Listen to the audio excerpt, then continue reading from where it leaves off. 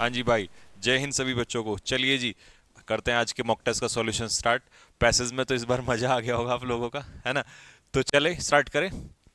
पहला क्वेश्चन है, what was mister Sharma's profession? कौन था वो? बुक स्टोर का क्या था? ऑनर था। स्कोर बताना मुझे इस बार के मॉक टेस्ट में कितना है आप लोगों का, है ना, नीचे कमेंट बॉक्स में। Why did Arjun hesitate to buy? क्यों क्यों हिचकिचा रहा था वो? क्योंकि उसके पास पैसा नहीं था। How did mister Sharma help Arjun? कैसे की उसने अर्जुन की हेल्प? तो he ask him to work at the book store, कि भैया यहाँ काम कर ले।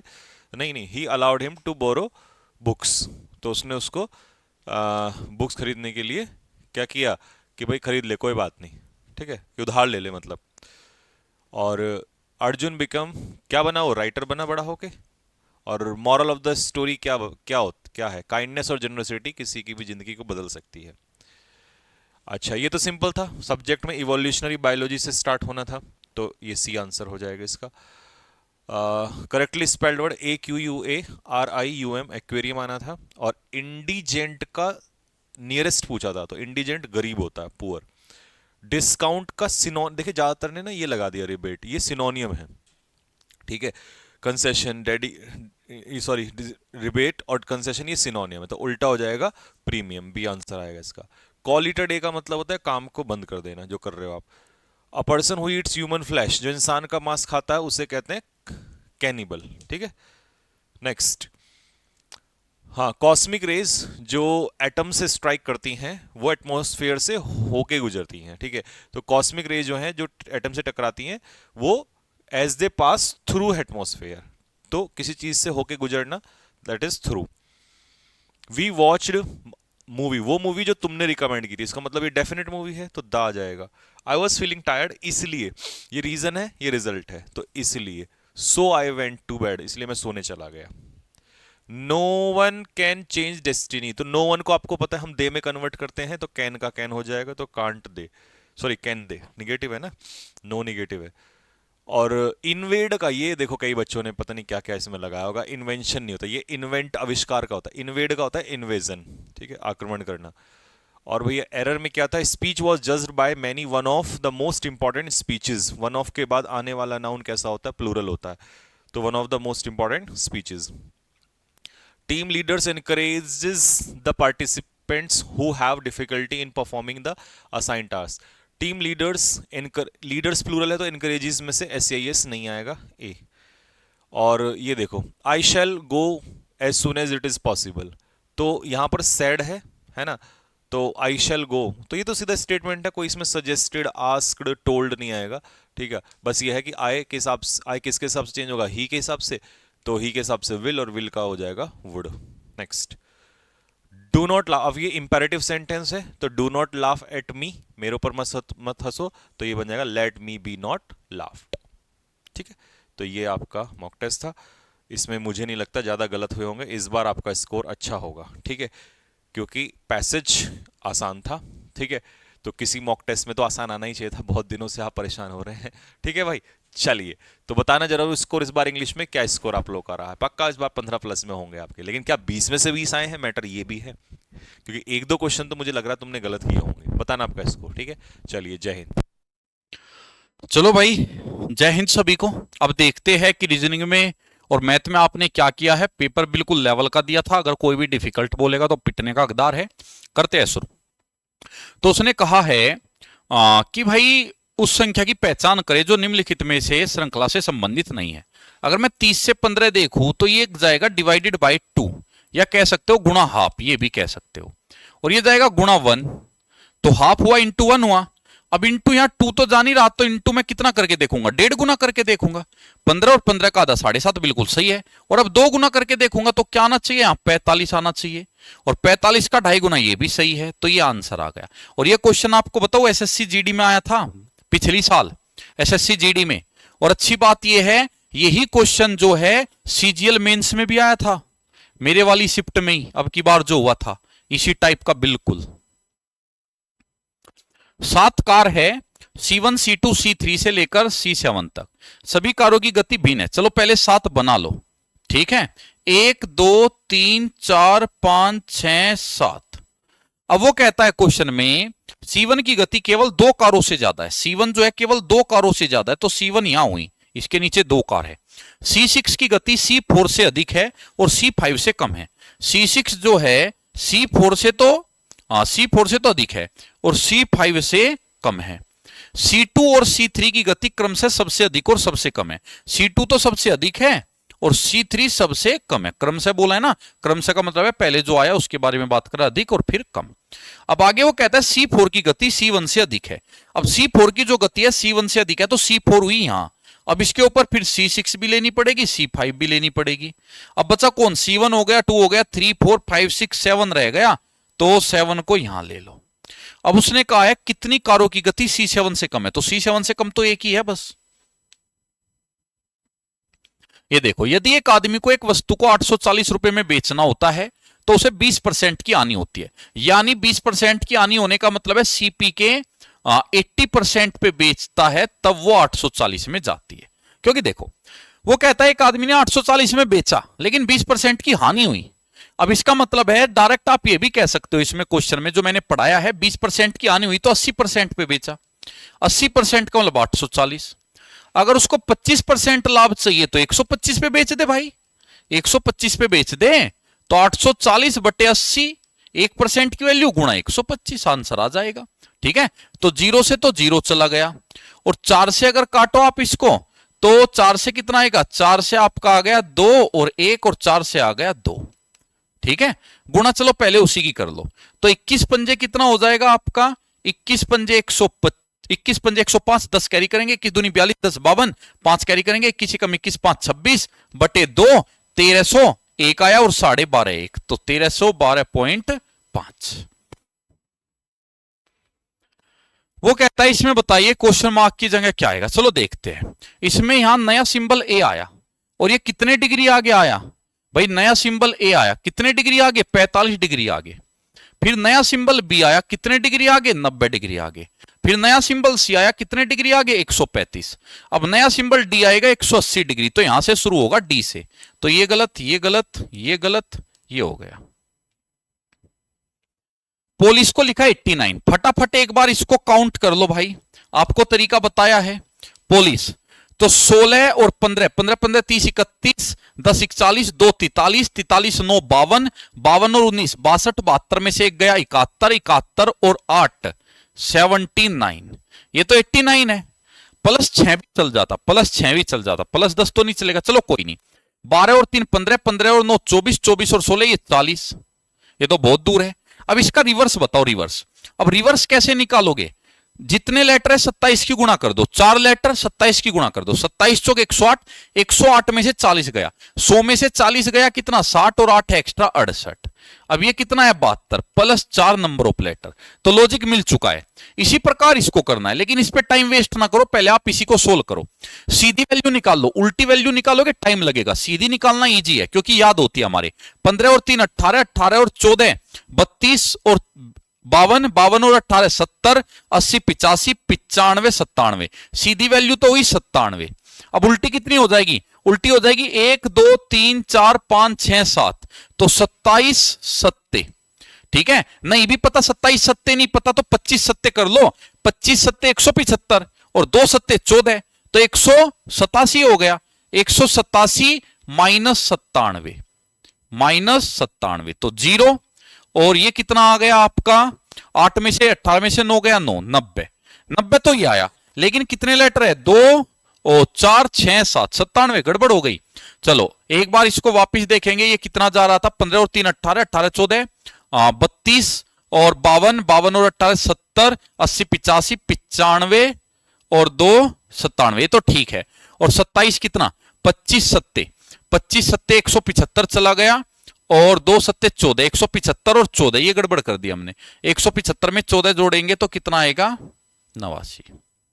ठीक है, अब यहां से कर कैंसिल, तो ये कितना आया, 2 और ये 9, 92। लेकिन कितने लेटर है, 7, 92 और 7 99 है, हाँ कर दो। तो बेहतरीन क्वेश्चन है, 1 से 1.5 मिनट पी लेगा एग्जाम में ये क्वेश्चन। ठीक है, क्यों, क्योंकि सीधी वैल्यू से नहीं हो रहा है, उल्टी से हो रहा है। और तब पी लेगा 1 मिनट तो जब यहां से पता लग के इसको मैंने चेक ही नहीं किया, क्या ये भी उल्टा ही है क्या। एक बैग में 4 नीले, 3 हरे और 3 सफेद और 5 काले पत्थर है। यदि अचानक 4 पत्थरों को निकाला जाए, कम से कम एक के नीले होने की, कितने निकाले भाई? 4। तो प्रोबेबिलिटी बतानी है। प्रोबेबिलिटी क्या होता है? नीचे तो होता है टोटल आउटकम, और उन्हें कितने निकाले हैं? अचानक 4 पत्थर निकालता है। तो भाई वे 4 कोई भी हो सकते हैं। 4 और 3 7, 7 और 3 9, 9 और 5 14। तो वे 4 कोई भी हो सकते हैं। 14C4, 4 3 7 10 15, 4 और 3 7 और 3 10 5 15। तो कोई भी 4 हो सकते हैं। तो 15 में से कोई भी 4 हो सकते हैं। अगर वो कहे 4 पत्थर निकाले जाते हैं 15 में से, तो मैं कहूंगा 15 में से 4 पत्थर निकालने के टोटल तरीके ये है। लेकिन अब वो इसमें से भी क्या कर देता है? लिमिट लगा देता है कि भाई वे जो 15 में से 4 पत्थर वो निकालता है ना, वे पत्थर कैसे होने चाहिए? वे होने चाहिए नीले। अगर वे चारों नीले होने चाहिए तो भाई चारों नीले होने चाहिए। ठीक है, अच्छा इसने गड़बड़ कर दी। हाँ, तो कम से कम एक पत्थर नीला होना चाहिए। अब इसका मतलब समझो, कम से कम एक पत्थर नीला होना चाहिए, यानी कम से कम एक नीला होना चाहिए। तो उसमें तो 2 नीले भी चलेंगे, 3 भी चलेंगे, 4 भी, यानी एक नीले वाला भी चलेगा, 2 नीले वाला भी चलेगा, 3 नीले वाला चलेगा, 4 नीले वाला चलेगा। तो फिर तो आपको क्या करना पड़ेगा? फिर इसका उल्टा निकाल लो। इसका उल्टा निकाल लो कि एक भी नीला ना हो। तो आप प्रोबेबिलिटी क्या निकालो? एक भी नीला ना हो, चारों में से एक भी नीला ना हो। अभी बताओ नीले कितने हैं? 4 है। लेकिन मैंने कहा चारों में से कोई नीला ही ना हो, मतलब चारों पत्थर इनमें से निकले। चारों पत्थर 5 और 3 8, 8 और 3 11 इनमें से निकले, 11C4। ये हो गए नीले ना होने की प्रोबेबिलिटी। लेकिन आपको बताना है कम से कम एक नीला होने की प्रोबेबिलिटी, तो 1 माइनस करेंगे, 1 माइनस। फिर सुनो, वो कहता है 4 पत्थर अचानक निकाले गए। 4 पत्थर अचानक निकाले गए तो टोटल तरीके होंगे 15C4। अब वो कहता है कम से कम एक नीला हो। कम से कम एक नीले का मतलब है एक नीला भी चलेगा, 2 नीले भी, 3 नीले भी, 4 नीले भी। आप इसका उल्टा निकाल दो कि एक भी नीला ना हो, क्योंकि प्रोबेबिलिटी क्या होती है? प्रोबेबिलिटी होती है किसी चीज के होने की संभावना प्लस ना होने की संभावना बराबर 1 होता है। जैसे देखो, मैंने कहा कि आज बारिश होने की संभावना है, आपने कहा बारिश होने की संभावना नहीं है, तो इनको मिला दूं तो ये 100% कथन सत्य हो जाएगा। कारण क्योंकि या तो होगी या नहीं होगी, तो होने की प्लस ना होने की बराबर 1। तो मैंने क्या किया? उसने कहा कम से कम एक नीला होने की प्रोबेबिलिटी बताओ, तो मैंने क्या किया? 0 नीला होने की निकाल दी। 0 नीला होने की मतलब इनमें से ही निकले चारों, नीला निकाला ही नहीं मैंने, इनमें से ही निकले चारों 11 में से, तो ये हो गया नीला ना होने की। अब इसमें से 1 में से हटा दूंगा तो आंसर आ जाएगा नीला होने की। समझ गए होंगे, पूरी उम्मीद है। 1 माइनस, हालांकि इतना डिफिकल्ट नहीं आता आपके एग्जाम में, इजी रहेगा। अब 11C4 क्या हो जाएगा? 11 गुना 10 गुना 9 गुना 8। आपको बताया था, ठीक है, आपको बताया था, कल आपका कराया था मॉक नंबर 8 राग स्पेशल में, तब भी बताया था कि 4 का मतलब है पीछे की तरफ 4 बार खोल दो, बटे 4 गुना 3 गुना 2 गुना 1, और 4 का मतलब है 4 बार खोल दो, 15 गुना 14 गुना 13 गुना 12, और बटे 4 गुना 3 गुना 2 गुना 1। ये तो कट गया आपस में। अब ऊपर वालों में से कौन कौन कट सकता है वो देख लो। 1 माइनस, अब ऊपर वालों में से अगर इस 8 को देखो, 4 दूनी और 4 से तिया, और 3 से ये 3 बार कट गया, 5 से ये 3 बार, और 5 से ये 2 बार, और 3 से ये 3 बार, ठीक है, और 2 से ये 7 बार। तो ऊपर तो बचा 11 और 2, 11 गुना 2, और नीचे कौन बचा? एक तो 7 और एक 13, तो 7 गुना 13, तो 13 सत्ते कितना हो गया? 91। जब एलसीएम लोगे तो 13 सत्ते 91, यहां जाएगा 91 माइनस 22। अब 91 में से 22 हटाना है, 91 में से 20 गया 71, 71 में से 2 गया 69, और अपॉन 91, यही आएगा ना, 69 अपॉन 91। वापिस देखना भाई उस क्वेश्चन को पीछे करके, हालांकि इतना डिफिकल्ट आपके एग्जाम में नहीं आएगा, लेकिन फिर भी देखना। ये बनानी है इमेज, इसका तो ये ऐसा बनेगा तो ये गलत, ठीक है, ऐसा बनेगा तो ये 3 में मैच कराए। ये जो 6 है ये ऐसे सीधा 6 बन जाएगा, उल्टा 6 सीधा 6 बनेगा, उल्टा 6 है तो सीधा 6 बनेगा। तो ये तो देखो कौन सा, ये तो गलत हो गया था। इसका सीधा 6 बना दो, सीधा 6 तीनों में है, छोड़ दो। इसके बाद ये पेंटागन नजदीक आएगा, यहां पेंटागन नजदीक आएगा और सीधा आएगा, ऊपर की तरफ चोंच होगी। 7 लड़कियां हैं ABCD, ऐसे क्वेश्चन को तो हमेशा एंड में करना भाई, पेपर में हमेशा एंड में करना, वरना दिक्कत में आ जाओगे। वृत्ताकार मेज के चारों ओर बैठी है और केंद्र की तरफ किए हुए है चेहरा। देखो, तो लड़की कितनी है 7, केंद्र की तरफ है ना, केंद्र के विपरीत है, केंद्र के विपरीत, ये और बेहतरीन हो गया। 1 2 3 4 5 6, एक को चलो यहां बैठा दो, 7 हो गई। 7 बाहर की तरफ चल रहा है। ई ए के दाएं से दूसरे स्थान पर है, यहां ए को मान लो, क्योंकि जब बाहर की तरफ चल रहा होगा ऊपर से शुरू करो, अंदर की तरफ चल रहा हो नीचे से शुरू करो, कई बार बता चुका हूं। ई ए के राइट से दूसरे पर है, ई जो है ए के राइट में दूसरे पर है, तो ए का राइट इधर पड़ेगा, ई हो गई यहां, ठीक है। सी ई की निकटतम पड़ोसी है, तो सी जो है या तो यहां होगी भाई या यहां होगी, अभी फिक्स नहीं है, जो फिक्स नहीं उसको बाहर रखना, जो फिक्स है अंदर रख लो। डी सी के राइट से तीसरा है, जो डी है वो सी के राइट से तीसरा है, चलो सी को यहां मानो। अगर सी नीचे की तरफ देख रही है तो इसका राइट तीसरा कौन जाएगा, पहला दूसरा तीसरा, तो सी के डी जो है सी के राइट से तीसरा है, तो डी यहां हुआ। और अगर मैं सी को यहां मानू, यहां अगर मैं सी को यहां मानू तो इसका तीसरा कहां जाएगा, इसका तीसरा जाएगा पहला दूसरा तीसरा, क्योंकि राइट की बात है ना, तो डी या यहां होगा, अभी फिक्स नहीं है। बी ई और ए का निकटतम पड़ोसी है, अब उसने कहा है जो बी है वो ई और ए का पड़ोसी है, बी ई और ए का निकटतम पड़ोसी है, तो बी इनके बीच में होगा, ई और ए के, ई और ए के बीच में होगा बी। अब एक बात बताओ, ई और ए के बीच में होगा बी, तो बी तो मैंने यहां फिक्स कर दिया, तो सी आनी हुआ, फिर अगर सी आनी हुआ तो सी फिर यहां होगा, होगा सी यहां, और अगर सी यहां हुआ, सी यहां हुआ तो डी फिर ये वाला होगा, तो ये वाला कट, तो डी यहां होगा, हो गए सारे फिक्स। बचा कौन, दो बंदे बच गए, उनको भी देख लो। एफ ए के राइट से चौथा है, ए के राइट से चौथा है, पहला दूसरा तीसरा चौथा, ये हुआ एफ। ए बी सी बैठ गया, डी ई एफ बैठ गया, बचा जी, तो जी को बैठा दो यहां। क्वेश्चन में दो स्टेटमेंट है, डी जी के दाई और बगल में है, डी जी के राइट बगल में है, डी जी के राइट बगल में, देखो जी ये रहा, जी का राइट उधर ही पड़ेगा क्योंकि बाहर की तरफ मुंह है, तो जी का राइट बगल डी होगा, बिल्कुल सही। ए बी के दाई और तीसरे स्थान पर है, ए ये रहा, ए बी के दाई और तीसरे का तो मतलब ही नहीं है, तो अगल बगल में है, तो इसको कर दो कट, तो पहला सिर्फ सही है, ओनली 1। इसको सोल्व करना है भाई। एक बात काम करो, फाई का मान जो आपका मन करे वो रख दो, फाई का मान रख दो। अगर देखो फाई का मान यहां पे 0 रखोगे तो ये इन्फिनिटी बन जाएगा, क्योंकि कोसेक 0 इन्फिनिटी होता है। आप 90 रख दो, क्योंकि 90 रखने पर एक चीज आसान हो जाएगी, अगर यहां 90 रखोगे तो कोस 90 क्या हो जाएगा, कोसेक 90 साइन 90, 1 का उल्टा 1, और ये हो जाएगा 0। तो ये कितना बचा, 17 और 1 18 बराबर x बचा, तो x स्क्वायर कितना हो जाएगा, 324। कोई जरूरत नहीं फॉर्मूले वगैरह की, सीधा आंसर, ठीक है। अच्छा, जिसको फॉर्मूला पता है वो क्या करता, कोसेक ऊपर जाएगा तो क्या बना लेगा, साइन, और अगर कोसेक ऊपर जाके साइन बना लेगा तो cos square 5 plus sine square 5 1 हो जाएगा। फॉर्मूला होता है 1, 17 और 1 18, तो भी आंसर आ जाएगा। दोनों तरीके बता दिए। ये देखो, इसमें अगर ए से बी पे चलो, ए से बी पे, ए से बी में ये वाला तो सेम आया, इधर एक डंडा जुड़ा जुड़ा, इधर एक, फिर सी पे चलो, अब सी पे इधर वाला सेम है, इधर कितने जुड़े, 1 2 3 6 डंडे जुड़े, 6 जुड़े। अब इधर चलो, इधर कितने जुड़ेंगे, 1 2 3 4 5 6।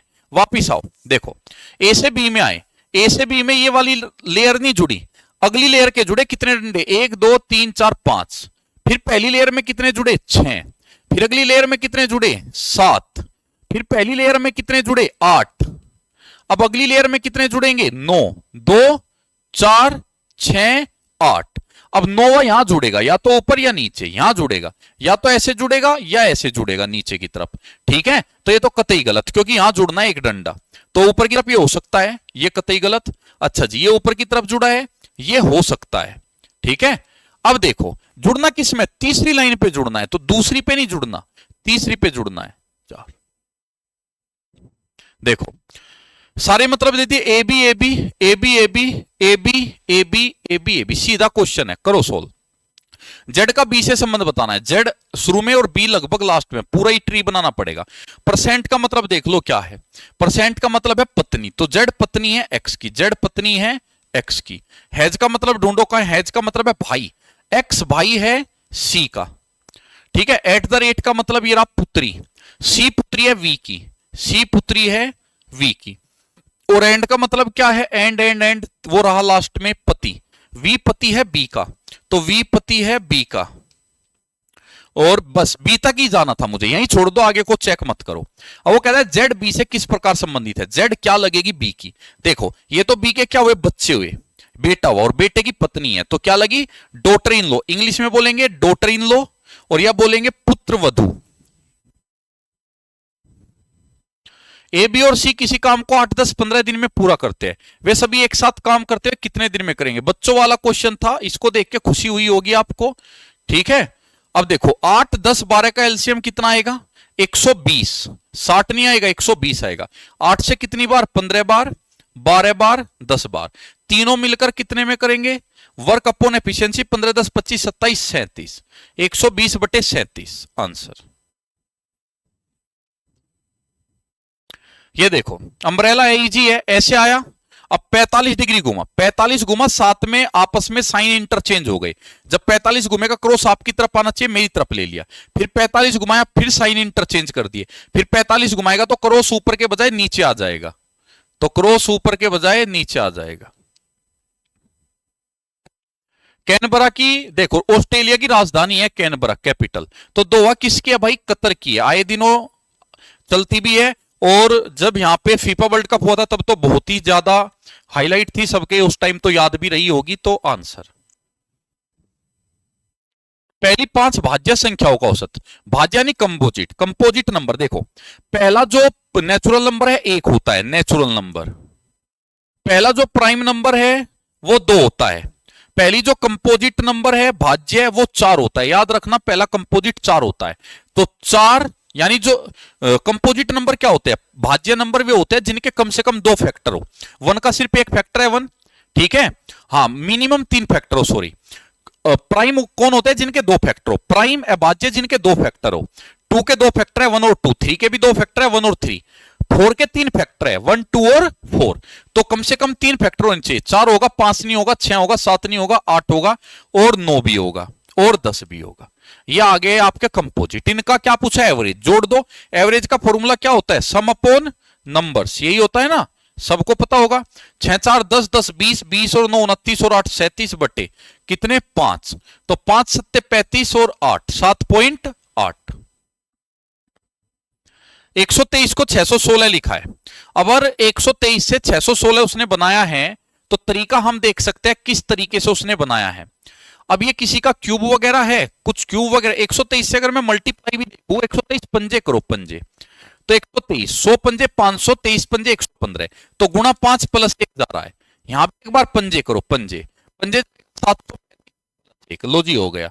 पंजे प्लस 1, तो 2110 का तो आधा लेना है। तो 2110 का आधा कितना हो जाएगा?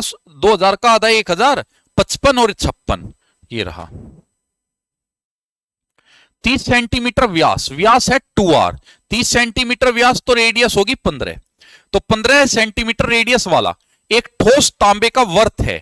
ठोस तांबे के वर्त को 10 सेंटीमीटर व्यास वाले एक तार बनाया जाता है। देखो अगर आपको सर्कल से यानी ठोस वर्त से, ठोस वर्त का मतलब होता है स्पेयर, ठोस वर्त का मतलब स्पेयर, तो स्पेयर से बनाया गया तार, तार का मतलब होता है बेलन, सिलेंडर, क्योंकि तार सिलेंड्रिकल फॉर्म में होता है। ठीक है, तो क्लियर। तो इसका मतलब क्या हो जाएगा? Volume of sphere, volume of cylinder, ये हो जाएगा volume of sphere 4/3 pi r cube, तो 15 का क्यूब, और ये पाई आर 10 सेंटीमीटर व्यास का मतलब है रेडियस 5, ये भी सेंटीमीटर है, ये भी सेंटीमीटर, कोई दिक्कत नहीं। तो 5 गुना 5, एच, एच होगी तार की लंबाई, जो कि हमें पता नहीं, तार की लंबाई तो बतानी है, पाई से तो पाई कटा। अब ये देखो यहां पे कितना आया भाई? ये आया 4/3, ये 15 गुना 15 गुना 15 बराबर 25 गुना एच, 25। अब देखो 25 का ना 5 5, तो ये कटा 3 बार, ये कटा 3 बार, और 3 से कटा ये, कितना हो गया? 15 चौक 60 और 6 18 180, ये आ गई तार की लंबाई। ठीक है, ये कराया हुआ है मैंने आपको चैप्टर वाइज में यूट्यूब पे ही। देखो इसमें बताना है एक बात, देखो छोटी सी, अगर मैं चीजों को यहां पे थोड़ा सा अटैच करूं, ये नीचे आ गया, ये भी नीचे आ गया, चलो पेयर वाइज ही कर लो, ऊपर के दोनों नीचे, पेयर वाइज ही करो, ऊपर के दोनों नीचे, ऊपर के दोनों नीचे, तो यहां आएगी चाबी और क्रॉस, चाबी और क्रॉस 2 ऑप्शन में है। अब ये देखो यहां पे ये ट्रायंगल, ये पोजीशन चेक कर लो, ये कहां से आई। अब ये देखो ये चाबी यहां नहीं है, है ना, नहीं, पीछे तो यूज ही नहीं। अब इसके बाद ये क्रॉस भी नया है, पीछे वाले में है ही नहीं। अब यहां भी नया आएगा जो भी आएगा। तो सर्कल और जेड में से कौन नया है? सर्कल और जेड में से। तो कहीं पे अगर मैं देखूं सर्कल है, नहीं है। अगर मैं देखूं जेड, नहीं। ये तो कोई फायदा नहीं हुआ। आप एक काम करो फिर, इसमें देखो सर्कल और जेड। अच्छा, ये तो देखो यहां पे जेड आ गया। अब एक चीज और नोटिस करने की है, ये देखो जगह छोड़ रहा है, ये भी जगह छोड़ रहा है, तो जेड जगह छोड़ेगा, तो भी आंसर आ गया। और जरूरी नहीं इसी से करते, ये भी कर सकते थे। ये वाला यहां ऊपर यहां चला गया, ट्रायंगल आगे वहां चला गया, तो जेड ऊपर यहां जाएगा, तो भी आंसर लगा देते। बहुत सारे तरीके हैं, जो दिमाग में पहले है वो लगा दो। इसको सोल्व करना है, थोड़ा सा बेहतरीन क्वेश्चन लग रहा है देखने में। एक बार चलो इनका योग देखो। 39 और 18 कितना हुआ? 39, 40, 57 हुआ, लेकिन ये तो 60 है, इससे तो काम नहीं चलेगा। इनका डिफरेंस देखो एक बार, 18 और 39 का। तो 18 दूनी 36, 37, 38, 39, तो कितना आया? 21 आया, अंतर भी। अब 21 से भी 60 बनता है? 21 से 60 सीधा सीधा तो नहीं बन रहा है, इस तरीके से तो ये जा नहीं रहा है। अब अगर कोई और तरीका हम देखें इसमें, 39 में से 18 जाके नहीं बनता है, और 39 से 60 को देखे 21, 21 से 18, और 48 में 27, 40, 60, 8 और 7, 15, ये 75 जा रहा है, उससे भी नहीं हो रहा है। 40, 50, 57, उससे भी नहीं हो रहा है। और इसके अलावा अगर हम स्क्वायर तो करने का मतलब नहीं, क्योंककि चलो डिफरेंस देखो एक बार, डिफरेंस कितना कितना है। 18 से 39 कितना दूर है? 21। और ये कितना दूर है? 60, 21। 27 से 37, 47, 48, 21 और 21। लो भाई, खोदा पार निकली चुईया। लेकिन ये दिमाग में जाता नहीं इतनी जल्दी, ये तो बहुत बेसिक रूल है, इतना बेसिक सोचेगा ही नहीं कोई इसमें। 48 से 58, 68, 21, 21 है नहीं, क्योंकि पहले में ही देखो जीरो जाएगी डिफरेंस। 35, 45, 55, ये 21 है, हाँ, यानी 5, 6, 7 ये जा रहा है। कारण क्यों? 8, 9, 10, 7, 8, 9, 5, 6, 7, 1, 2, 3 होना चाहिए था, 7, 8, 9, इसको भी देख लेते हैं, नहीं जाएगा, तो आंसर बी। इसको देखो, ध्यान से देखो भाई, ये 3 नंबर सेम है, एक जैसे। इसको मान लो ए ए ए, ये 3 एक जैसे, बी बी बी, ये 2 एक जैसे है, और ऊपर वाले से मैच खाता है ए से, ए ए, और ये 2 मैच खाते हैं बी से, बी बी, और ये मैच खाता है ए से और ये बी से। तो ये हो गया A cube plus B cube, और नीचे हो गया A square minus A B plus B square. अब ऊपर वाले का फॉर्मूला तुम्हें पता होगा, बचपन से पढ़ा होगा तुमने, A plus B A square plus A square minus A B plus A B, पढ़ा होगा बचपन में, तो बहुत ज्यादा पढ़ाया जाता है ये। क्या बचपन की सारी बातें भूल गए तुम? अगर भूल गए हो याद कर लेना। तो इसको बचा ए प्लस बी, ए का मतलब है 0.061 और बी का मतलब है 0.31, जोड़ दो 290.0, तो 0.092। ये लो, उसने कहा है ऐसे व्यक्तियों की संख्या बताओ जो कितने ग्रामीण लोग, या तो किसान हो या अमीर, दोनों नहीं होने चाहिए। पहले तो ग्रामीण को टारगेट करो, ग्रामीण यानी रूरल। तो कितने आदमी रूरल है? ये रहे। अब इसमें से वो कहता है कि इसमें से ग्रामीण में से या तो वे फार्मर हो या वे रिच धनी हो, दोनों नहीं होने चाहिए, दोनों को हटा देना। पहले बताओ, या तो वे फार्मर हो, तो इनमें से फार्मर कितने हैं? जो सर्कल के अंदर बैठे हैं, यानी ऐसे वाले पकड़ो जो रेक्टेंगल वाले सर्कल के अंदर बैठे हो। देखो सर्कल के अंदर ना तो 9 बैठा है, ना 4, 14 बैठा है, 22 और 12 बैठा है। तो सर्कल के अंदर कौन बैठा है? इसमें से, इतने में से, रूरल में से। तो रूरल में से कौन कौन बैठा है सर्कल के अंदर? 22 और 9। ये तो कौन से रूरल है? जो फार्मर है, ठीक है। अब अगले रूरल पकड़ो जो रिच है। तो ये बताओ रूरल वाले रिच के अंदर कितने बैठे हैं? 12 और 14। कौन कौन बैठा है रिच के अंदर? रिच के अंदर बैठा है 12 और 14। अच्छा, ये 22 और 12 था, सॉरी 22 और 12, 22 और 12, और ये बैठा है 12 और 14, 12 और 14, 14 और 12। तो ये तो कौन से रूरल है? जो फार्मर है। ये कौन से रूरल है? जो रिच है। लेकिन वो कहता है जो दोनों है उनको छोड़ दो। अब या तो किसान हो या धनी हो, या तो किसान या धनी, तो 22 प्लस 14 हो जाएगा। तो 22 प्लस 14, तो 22 10 32, 32 4 36। रिपीट करना, अच्छा क्वेश्चन है, फंसे होंगे आप में इसमें कुछ। कौन सा शब्द समूह से संबंधित नहीं है? इंजीनियर, डॉक्टर, अध्यापक, तीनों एक हो गए, ये अलग हो गया भाई। ये देखो तीनों डिग्री है, तीनों की पढ़ाई होती है प्रॉपर सब कुछ, ये तो अपना एक काम हो गया पढ़ाई। तो ये आपका कंप्लीट हो गया। और आज की जो कट ऑफ मैं वाई ग्रुप की मान के चलूं, क्योंकि आज का जो इंग्लिश का पेपर था वो पिछले पेपर से थोड़ा सा हल्का था, और आज का जो मेरा सेक्शन था रीजनिंग और मैथ का वो थोड़ा सा पिछले वाले से डिफिकल्ट था, कुछ क्वेश्चन अच्छे थे। तो कट ऑफ जो है वही रहेगी, क्योंकि इंग्लिश में 1-2 नंबर आपका बढ़ेगा आज वाले में, इस पेपर में, और रागा में 1-2 नंबर 3 नंबर कम होगा, तो कट ऑफ वही मान के चलो 32 के अराउंड ही। ठीक है, जय हिंद जय भारत। जय हिंद दोस्तों, आज आपका ये मॉक नंबर 4 का सॉल्यूशन, ऑल इंडिया मॉक जो आपका हुआ था। चलिए पहला क्वेश्चन क्या था इसमें, जीके का। माजुली संसार का सबसे बड़ा नदी द्वीप है, मोस्ट इंपोर्टेंट क्वेश्चन है। सबसे बड़ा नदी द्वीप है कहाँ है, किस नदी पर पूछा है, किस नदी पर है, तो ये ब्रह्मपुत्र नदी पर है। महानदी पर याद रखना, महानदी पर एक याद रखना आपको धामरा, कौन सा है भाई, धामरा। उसके बाद ब्रह्मपुत्र नदी पर और कौन सा है, ब्रह्मपुत्र नदी पर मैं आपसे बता देता हूं, एक उमानंद याद रखना आपको, उमानंद, और एक याद रखना आपको भस्माचल, कौन सा, भस्माचल। ये भी आइलैंड कहाँ है, ये भी आइलैंड ब्रह्मपुत्र नदी पर, तो आंसर जाएगा आपका सी इज करेक्ट। अगला क्वेश्चन था, निम्नलिखित में से कौन सा एक ईमेल प्रोटोकॉल है, ईमेल के लिए जो प्रोटोकॉल यूज किया जाता है, तो फुल फॉर्म भी क्या हो जाती है इसकी, ये आपका simple mail transfer, simple mail MAIL mail transfer protocol, transfer protocol. तो यहाँ यहीं से क्लियर, अगर आपको फुल फॉर्म याद है तो आप कर लेंगे इसको, और आसानी से आंसर जाएगा आपका सी, SMTP। उसके बाद फिर ये आपका serial line internet protocol, TCP/IP transfer control, ये transmission control protocol, internet, HTTP की फुल फॉर्म हो जाती है आपका हाइपर टेक्स्ट ट्रांसफर प्रोटोकॉल, तो आंसर सी। नेक्स्ट अगला क्वेश्चन पूछा गया था आपसे, भारत सरकार की द्वितीय पंचवर्षीय योजना किस पर आधारित थी, तो 5 पंचवर्षीय योजना के आधार मैंने बताए थे आपसे। सबसे पहला नाम बताया था मैंने आपसे हेराल्ड डोमर, क्या बताया था, पहली पंचवर्षीय को लेकर मैंने बताया था हेराल्ड डोमर। हेराल्ड डोमर के बाद फिर दूसरा नाम बताया था मैंने PC महालोनविस, PC प्रशांत चंद्र महालोनविस नाम बताया था, PC महालोनविस। उसके बाद फिर तीसरा आया था सुखमोय चक्रवर्ती,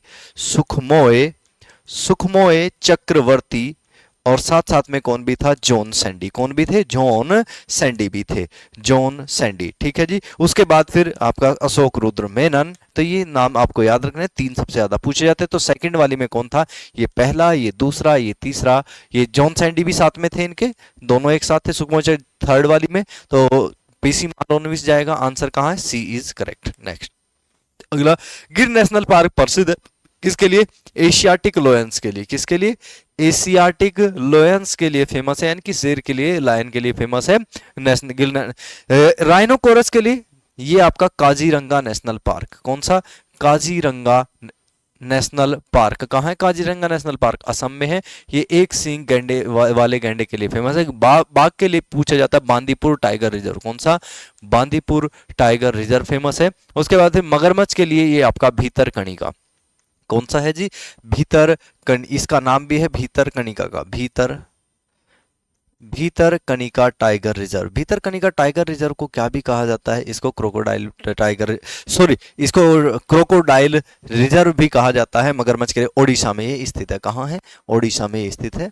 अगला नेक्स्ट क्वेश्चन क्या पूछा आपसे, मेघदूतम किसकी रचना है, इतनी बार रिपीट हो चुका है, चंद्रगुप्त मौर्य नहीं, समुद्रगुप्त नहीं, कालिदास, बिल्कुल आंसर जाएगा कालिदास का। हर्ष की कौन सी है, हर्षचरित्र बाणभट्ट ने लिखी थी, लेकिन हर्ष के बारे में लिखी, किसके, हर्ष के बारे में लिखी, हर्ष से संबंधित तो है, लेकिन अगर राइटर पूछेगा तो बाणभट्ट, ठीक है, हर्षचरित्र का आंसर जाएगा कालिदास। कालिदास की बहुत सारी रचनाएं हैं, जैसे मालविका अग्निमित्रम है, कुमार संभवम है, और कुमार उर्वशी ऐसा कोई नाम मुझे एग्जैक्ट याद नहीं रहा, तो वो आपका ये सारे की सारी आंसर जाएगा आपका सी। नेक्स्ट, गुरु ग्रंथ साहिब धार्मिक ग्रंथ है, तो Guru Granth Sahib is the religious book of, किसकी रिलीजियस बुक, गुरु ग्रंथ साहिब सिख धर्म की धार्मिक बुक है। जैन धर्म की धार्मिक बुक का नाम क्या है, आगम, क्या नाम है इसका, आगम इसका ग्रंथ है। बुद्धिस्ट का यहाँ से त्रिपिटक, बुद्धिस्ट में आ जाता है आपका त्रिपिटक। हिंदू धर्म की धार्मिक बुक, इसका नाम आ जाएगा, एक नाम आता है आपका ये आपका गीता, एक गीता आ जाता है। दूसरा नाम क्या आ जाता है, जिसे भागवत गीता कहा जाता है, मध्य भागवत गीता या फिर भागवत गीता लिखे हैं, पूरा नाम भागवत गीता। उसके बाद फिर एक रामायण, ये क्या हो जाती है यहाँ से, ये प्रसिद्ध पुस्तकें हो जाती है, आंसर जाएगा यहाँ से सिख धर्म, सी इज करेक्ट आंसर। नेक्स्ट अगला क्वेश्चन पूछा, भारत की संविधान सभा का पहला उपाध्यक्ष कौन था, तो भारत में अगर पूछा जाए पहला अध्यक्ष कौन था, तो यहां से अगर पूछा जाए पहला अध्यक्ष, लेकिन अस्थायी अध्यक्ष पूछता है, जब अस्थायी के बारे में पूछता है तो अस्थायी चला जाता है डॉक्टर राजेंद्र प्रसाद। उसके बाद अस्थाई डॉक्टर सच्चिदानंद सिन्हा, डॉक्टर सच्चिदानंद सिन्हा। स्थायी अध्यक्ष पूछता है तो स्थायी अध्यक्ष डॉक्टर राजेंद्र प्रसाद, स्थायी अध्यक्ष doctor Rajendra Prasad. HC Mukherjee is the correct answer, HC Mukherjee correct answer जाएगा आपका। ये क्या थे, पहले एक उपाध्यक्ष थे, उसके बाद फिर यहां से BN राव क्या चुने गए थे, ये संवैधानिक सलाहकार। Answer B is correct. Next question, what causes TB, TB किसके कारण होते हैं, वायरस, बैक्टीरिया, फंगस या फिर एलर्जी के कारण होते हैं। तो ये आपका ट्यूबरक्लोसिस, बैक्टीरिया का नाम भी क्या है, ट्यूबरक्लोसिस है, और बीमारी का नाम भी ट्यूबरक्लोसिस, माइकोबैक्टीरियम ट्यूबरक्लोसिस के द्वारा होता है, tuberculosis, tuberculosis, tuberculosis, Mycobacterium tuberculosis bacteria से होने वाली एक बीमारी है। तो आंसर रहेगा बी। तो ये क्या था आपका सॉल्यूशन। तो आई होप सभी ने सारे के सारे क्वेश्चन अच्छे से कर लिए होंगे। हेलो एवरीवन, जय हिंद। तो चलिए प्यारे बच्चों बात करते हैं मैथ्स के सेक्शन की। तो मैथ्स में आपसे क्या क्या क्वेश्चन पूछे गए थे। तो पहला क्वेश्चन आपके सामने ये था, question number 46, what is the nature of the relation R, यानी कि आर का नेचर क्या होगा, रिलेशन किस तरह का है। ठीक है, R is defined as R is equal to x comma y, and condition हमारे पास दे रखी है 2x प्लस के वाई इज इक्वल टू 41। देखो भाई, जब इस तरह की कंडीशन हमारे सामने दिख रही है, हमें दिखाना है कि वो रिफ्लेक्सिव होगा, सिमेट्रिक, ट्रांजिटिव, या इनमें से कोई सा नहीं। अगर मैं बात करता हूँ रिफ्लेक्सिव के, तो रिफ्लेक्सिव की भी डेफिनेशन आपको पता है कि भाई 1,1 होना चाहिए, बिलोंग्स करना चाहिए रिलेशन में, या फिर 2,2। मैं एक फॉर एग्जांपल कह सकता हूँ कि a, बिलोंग्स करना चाहिए रिलेशन में। बट जरा देखो यहाँ पर, क्या x और y की वैल्यू अगर मैं सेम रखूंगा, मैंने कहा x की वैल्यू 1 है, क्योंकि x और y तो नेचुरल नंबर को बिलोंग कर रहे हैं ना। x की वैल्यू अगर 1 आएगी तो ये आएगा 2, y की वैल्यू 1 आएगी तो 2 और 1 3, 3 बराबर 41 नहीं, इसका मतलब रिफ्लेक्सिव नहीं है। बात करते हैं सिमेट्रिक की। सिमेट्रिक ने कहा कि मान लीजिए ये वाली कंडीशन को फॉलो करता है, मैंने कहा x की वैल्यू 10 है, x की वैल्यू कितना है, 10 है। ठीक है, तो 10 टू 20 और y की वैल्यू मैंने मान ली 21 है। तो ऐसे करके मेरे पास दो वैल्यूज x और y की दिखाई दे रही हैं, है ना। x की वैल्यू 10, 10 टू 20, और y की वैल्यू हमारे पास कितनी आ जाएगी, मान लीजिए हमने ले ली 21। ठीक है जी, तो मेरे पास आ जाएगा 41, इनका सम जो आ जाएगा 41 आ जाएगा। जैसे कि हम देख सकते हैं कि 2 इंटू एक्स प्लस के वाई करेंगे तो 41 के बराबर आ जाएगा। तो इसका मतलब हो गया कि 10,21 बिलोंग्स कर रहा है रिलेशन में। क्या इसके अपोजिट सिमेट्रिक में क्या होता है कि 21,10 भी बिलोंग्स करेगा रिलेशन में। अगर मैं x की जगह 21 रखूंगा तो 21 टू 42, 42 में कुछ जोड़ूंगा, वो भी 20 जोड़ूंगा तो 61 हो जाएगा, जो कि 41 के बराबर नहीं आ रहा है। इसका मतलब मैं कह सकता हूँ सिमेट्रिक नहीं है। ट्रांजिटिव की बात करेंगे, ट्रांजिटिव में जैसे ये वाली कंडीशन फॉलो कर रही है कि 10 का 21 के साथ रिलेशन जा रहा है और ये बिलोंग कर रहा है रिलेशन में, तो 21 का किसी और के साथ, 21 का रिलेशन 21 टू 42 हो जाएगा, और y का रिलेशन रख दो -1। देखो ये इसके साथ रिलेशन में है, ये इसके साथ रिलेशन में है, तो क्या 21 और 1 रिलेशन में होगा, नहीं आ सकता ना। ठीक है ना। वैसे भी ये वाली कंडीशन हम फॉलो कर नहीं सकते, हम और को लेना पड़ेगा, क्योंकि x और y क्या है, नेचुरल नंबर को बिलोंग कर रहा है। -1 is not a natural number. और कुछ ले लेते हैं। और कुछ मैंने लिया कि मैंने कहा x की वैल्यू, मान लीजिए मैंने कहा x की वैल्यू 5 है, x की वैल्यू 5 आ जाएगी तो कितना बन जाएगा मेरे पास, या कोई बड़ी वैल्यू लेके चलो, मैंने कहा 15 है। ठीक है, x की वैल्यू कितना ले लिया मैंने, 15 ले लिया। x की वैल्यू 15 है तो 15 दूनी 30, और y की वैल्यू मैंने ले ली 11, है ना। तो हम कह सकते हैं कि 15,11 बिलोंग कर रहा रिलेशन में, क्योंकि देखो मैच कर रहा है ना, 15 दूनी 30, 30 और 11 कितना हो जाएगा, 41 रिलेशन में है। अब मैं कहूँ 11 दूनी 22, 22 में क्या जोड़ दिया जाए कि मेरे पास 41 आ जाए, तो 22 और 20 हो जाता है 42, यानी कि 19 जोड़ दो। ठीक है, तो इसका मतलब ये रिलेशन में आ जाएगा। देखो 15 का 11 के साथ है, 11 का 19 के साथ है, क्या 15 का 19 के साथ होगा, बिल्कुल भी नहीं होगा ना। तो ये बिलोंग्स नहीं करेगा रिलेशन में, यानी कि x की वैल्यू 15, y की वैल्यू 19 रखूंगा, बिलोंग्स नहीं करेगा, ट्रांजिटिव नहीं है। इसका मतलब D will be the right answer, D इसका बिल्कुल सही जवाब देखने के लिए बेटा मिल जाएगा। चले भाई नेक्स्ट क्वेश्चन की बात करते हैं। इसने कहा cos 24 cos 55 ऐसे करके दे रखा है, तो cos 24 को तो ब्रेक नहीं कर सकते, एज इट इज लिख दिया। cos 55 को भी ब्रेक नहीं कर सकते, पर इसको तो ब्रेक कर सकते हैं ना।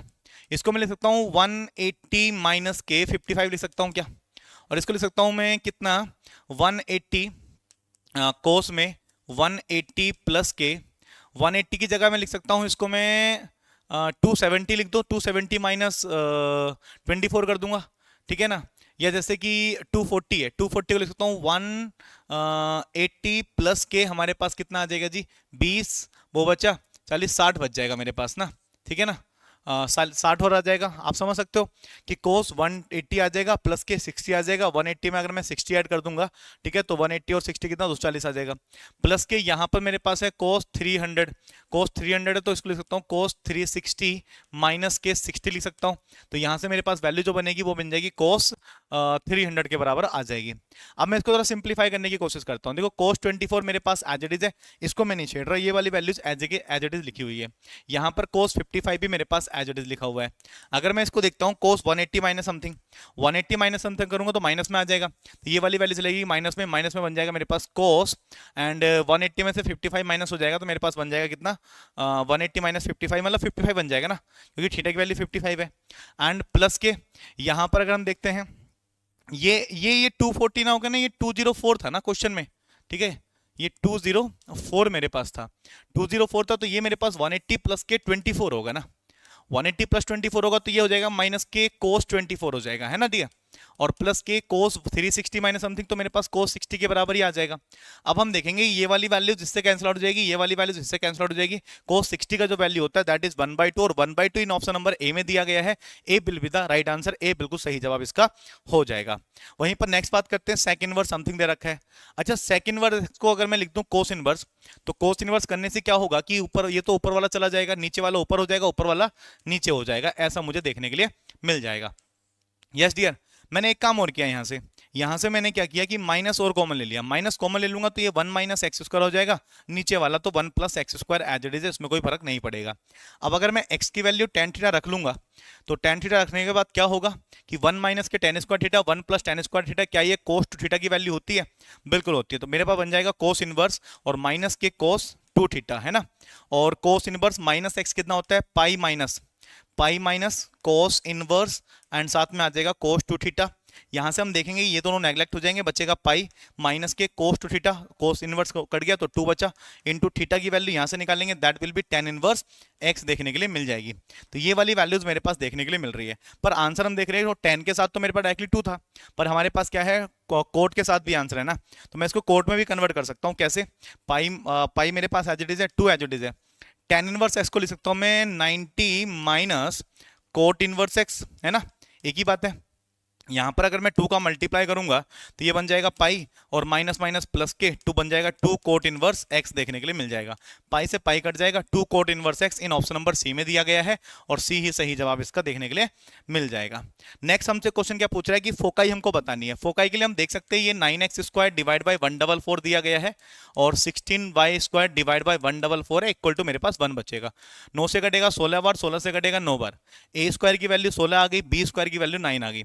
हमसे निकालनी है फोकाई। नाभि का मतलब होता है प्लस माइनस AE, 0, ऐसा मुझे देखने के लिए मिलता है। अगर मैं ई की वैल्यू निकालता हूं अंडर रूट बड़े का स्क्वायर यानी कि 16 आ जाएगा, प्लस के 9 आ जाएगा, डिवाइड बाय 16, 9 25, 25 से आ जाएगा 5, 16 से आ जाएगा 4, 5/4 ई की वैल्यू आ गई, प्लस माइनस ए की वैल्यू कितना है, ए की वैल्यू 4 है और ई की वैल्यू है 5/4, 4 से 4 कट जाएगा तो मेरे पास प्लस माइनस 5,0 देखने के लिए मिलेगा। इसकी नाभि के पॉइंट प्लस माइनस 5,0 इन ऑप्शन नंबर बी में दिया गया है, बी इसका बिल्कुल सही आंसर देखने के लिए मिल जाएगा। As it is next question की बात करते हैं, इसने कहा find the nature of the triangle, triangle का नेचर बताना है, यानी कि ट्राइंगल किस तरह का है ऐसा मुझे यहां पर देखने के लिए मिल रहा है। तो हम क्या कर सकते हैं, तो यहां पर हमारे पास ए बी सी दे रखा है, तो ए और बी की डिस्टेंस निकाल लेते हैं। चलो पहले हम ए बी निकालते हैं। ए बी निकालेंगे तो यहां से देखेंगे 12 में से 2 जाएगा तो माइनस के 2 है तो प्लस हो जाएगा, 14 का स्क्वायर हो जाएगा 196 प्लस के यहां से 8 में 6 जाएगा, 2 का स्क्वायर आ जाएगा 4, यहां से मेरे पास कितना आ जाएगा जी, ये मेरे पास आ जाएगा 200, अंडर रूट 200 हो जाएगा मेरे पास, ठीक है ना। और 200 को मैं लिख सकता हूँ 10 गुणा 2, तो मतलब 100 गुणा 2, 100 से बाहर आ जाएगा 10, 10√2 निकल के आ जाएगा ए बी की वैल्यू। एज इट इज मैं बी सी निकालता हूँ, बी सी निकालेंगे तो 6 में से 2 घटाएंगे तो 8 का स्क्वायर 64 आ जाएगा, 0 में से 6 का स्क्वायर 36, यह मेरे पास आ जाएगा 100, 100 का मतलब हो जाता है √10, तो मेरे पास एक तो वैल्यू √10 आ जाएगा, मतलब 10 आ जाएगी, है ना। ऐसे निकालते हैं सी ए का वैल्यू निकालेंगे तो 6 में से 12 में से 6 जाएगा, 6 का स्क्वायर 36 आ जाएगा, 8 में 0 जाएगा, 8 का स्क्वायर 64 आ जाएगा, ये भी सेम वैल्यू बन गई। √100 का मतलब 10 होता है, यानी कि 2 साइड बराबर है, 2 साइड बराबर है तो हम कह सकते हैं कि आइसोसेलेस तो होगा, पर उसके साथ राइट एंगल भी दे रखा है। तो अगर मेरे पास बड़ी वाली साइड ये है, इसका स्क्वायर करूंगा तो मेरे पास आ जाएगा 10/100 इंटू √2 का स्क्वायर 2 आ जाएगा, इन दोनों का स्क्वायर करूंगा 10 का स्क्वायर 100 आ जाएगा, 10 का स्क्वायर 100 आ जाएगा, ये भी 200 ये भी 200, इसका मतलब पाइथागोरस थ्योरम प्रूफ हो रही है। पाइथागोरस प्रूफ होगी तो राइट एंगल ट्रायंगल भी बनेगा, तो इसका मतलब ए वाला बिल्कुल सही जवाब देखने के लिए मिल जाएगा, ए सही जवाब हो जाएगा। For every point x by z on the y z प्लेन, x by प्लेन पे सिर्फ z बराबर तो 0 होगा ना, तो z बराबर 0 के लिए ऑप्शन नंबर सी डायरेक्टली दिया गया है, विद इन सेकंड में करने वाला क्वेश्चन था, सी इसका सही जवाब हो जाएगा। कॉन्जुगेट पूछ रहा है, सबसे पहले इसका स्क्वायर निकाल लेते हैं। 6 का स्क्वायर होता है 36, 5 का स्क्वायर 25 हो जाएगा, i का स्क्वायर नेगेटिव हो जाएगा -1, और प्लस के 6 पंजे 30 दूनी 60 आई हो जाएगा। 25 में से 36 में से 25 जाएगा, बचेगा 11 प्लस के 60 आई। मुझे इसका कॉन्जुगेट निकालना है। कॉन्जुगेट मतलब इमेजिनरी का साइन बदल देंगे तो माइनस के 60 आई हो जाएगा। 11 माइनस के 60 आई ऑप्शन नंबर बी में दिया गया है, और बी इसका बिल्कुल सही आंसर देखने के लिए बेटा मिल जाएगा। बात समझ में आ रही है? चलो भाई नेक्स्ट क्वेश्चन की बात करते हैं।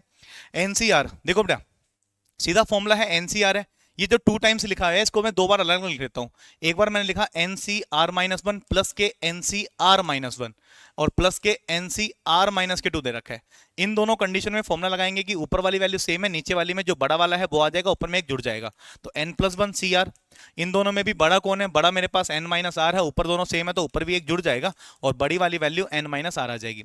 इन दोनों में फिर से एक फॉर्मूला लगाएंगे, ऊपर वाली वैल्यू सेम है तो एक और जुड़ जाएगा, और नीचे में बड़ा कौन है? r है तो r आ जाएगा, तो n+2 CR, n+2 CR, n+2 CR मेरे पास बी वाला ऑप्शन देखने के लिए मिल जाएगा। तो ऐसे हम इन क्वेश्चन को सिंप्लीफाई कर सकते हैं। इसने कहा जीपी का nवां पद 2 की पावर n है। जीपी का एवा पद निकालेंगे तो 2 की पावर 1 आ जाएगा, 2वां पद निकालेंगे 2 की पावर 2 आ जाएगा, यानी कि 2 का स्क्वायर 2 की पावर 3, ऐसे करके हमारे पास 2 की पावर 6 तक इसके टर्म्स देखने के लिए मिलेंगे। हमें क्या करना है? हमें इसके 6 पदों का योगफल निकालना है। S6 हमारा क्या हो जाएगा? ए का वैल्यू ये है, R की वैल्यू कितनी आ जाएगी? 2, तो 2 की पावर n-1 डिवाइडेड बाय हो जाएगा 2 - 1, 2 - 1 तो 1 आ जाएगा, 2 एज इट इज रहेगा। ये 2 की पावर 6 कितना हो जाता है? 64, 64 में जाएगा 63 आ जाएगा, 6 दूनी 12, यानी कि 3 दूनी 6, 126 आ जाएगा ना। 126 ऑप्शन नंबर ए में दिया गया है, ए सही जवाब देखने के लिए मिल जाएगा।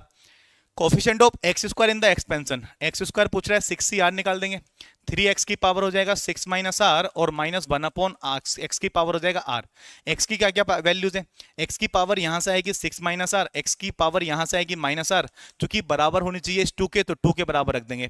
ये 2r है, 2 इधर जाएगा 4, बराबर आ जाएगा 2r। r की वैल्यू कितनी बन गई? मुझे 2 देखने के लिए मिल गई।